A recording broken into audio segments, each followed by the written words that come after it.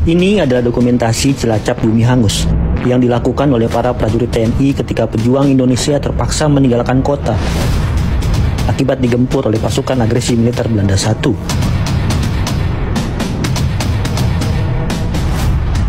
Mula-mula, TNI membakar kantor pemadam kebakaran pelabuhan. Tindakan ini dilakukan dengan logika. Jika kantor pemadam kebakaran hancur binasa, maka Belanda akan makin sulit untuk memadamkan api. Sasaran kedua adalah gudang gula di kawasan pelabuhan. TNI tidak rela jika bertonton gula siap ekspor hasil keringat rakyat Indonesia harus jatuh ke tangan Belanda.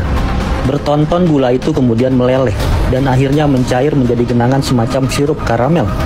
Pasukan Belanda yang gagal mencegah pembakaran kemudian berpose di atas genangan rokatan itu sebagai dokumentasi. Setelah itu, TNI baru membakar keseluruhan kawasan pelabuhan Cilacap, termasuk gudang depo kereta. Pembakaran ini sungguh luar biasa, bahkan gudang KPM hanya menyisakan lempeng-lempeng baja bengkok. Boleh dibilang, hampir seluruh kawasan pelabuhan Cilacap dilalap api. Setelah kawasan pelabuhan terbakar, target selanjutnya adalah pabrik minyak Republik Indonesia Cilacap yang berlokasi di dekat pelabuhan. TNI juga membakar pabrik karet Cisuru Cipari. Kawasan pertokoan dan pasar Cilacap kemudian juga dibakar.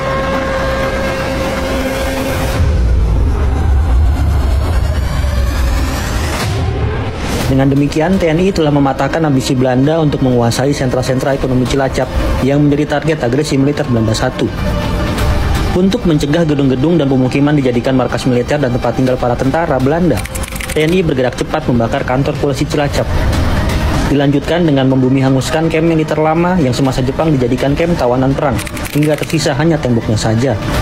Kamp militer baru yang digunakan Angkatan Laut Republik Indonesia sebagai barak juga turut dihancurkan.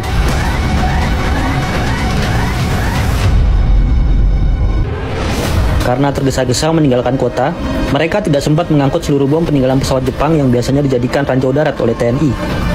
Tidak henti di sana, TNI dibantu Laskar Rakyat dan bahkan penduduk Cilacap sendiri membumi hanguskan rumah-rumah penduduk. Para pejuang Cilacap kemudian juga membakar rumah-rumah kalangan Tionghoa dan masyarakat Eropa yang bermukim di Cilacap.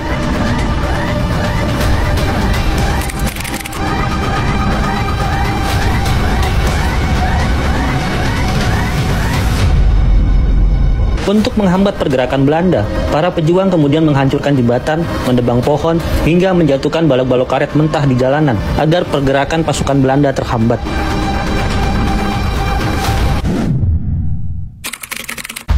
Menjelang sore, kapal perang Belanda bergerak mendekati pantai Cilacap.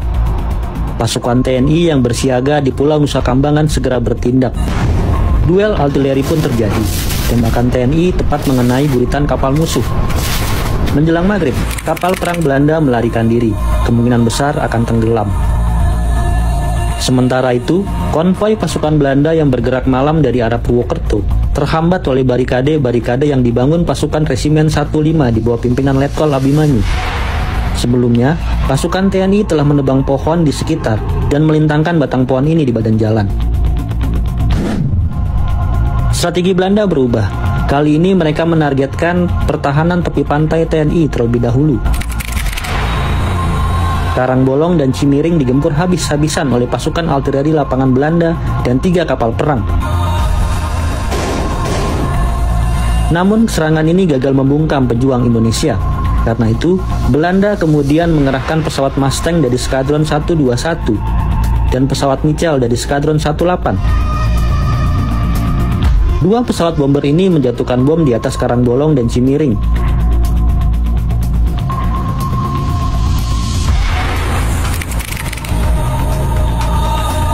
Karena dahsyatnya serangan, sebagian besar pasukan Indonesia pun gugur.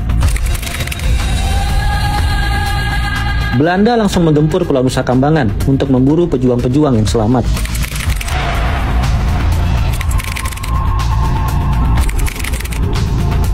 Kejatuhan Karangbolong dan Cimiring menjadi pintu masuk jatuhnya Cilacap. Sadar tak mungkin lagi membendung pergerakan Belanda, TNI pun melaksanakan taktik Cilacap Bumi Hangus. Sebelum taktik ini dilaksanakan, warga Cilacap sudah dihimbau untuk mengungsi meninggalkan kota. Pembakaran dimulai dari kawasan pelabuhan terlebih dahulu, yang merupakan titik sentral yang diincar oleh Belanda. Komandan Operasi Bumi Hangus Kota Cilacap adalah Kepala Polisi TNI Angkatan Laut, Mukaji.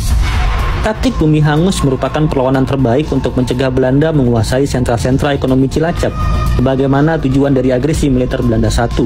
Selain itu, taktik bumi hangus juga perlambang kebulatan tekad rakyat Indonesia yang rela kehilangan segalanya ketimbang harus hidup kembali dalam penjajahan Belanda.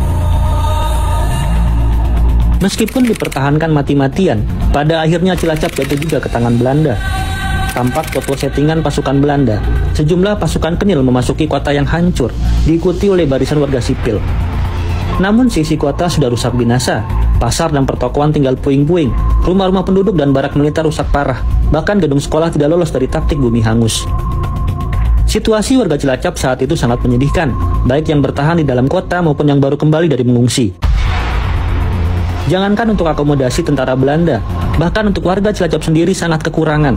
Banyak yang tidak memiliki rumah, pakaian mereka compang-camping, kekurangan pangan, sehingga mesti memunguti beras dari gudang-gudang yang dibakar.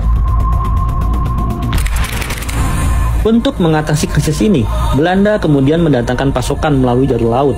Ketika itu, meskipun belum optimal, tapi pelabuhan Cilacap sudah bisa difungsikan. Belanda juga mendatangkan trafo besar untuk menghidupkan listrik di dalam kota.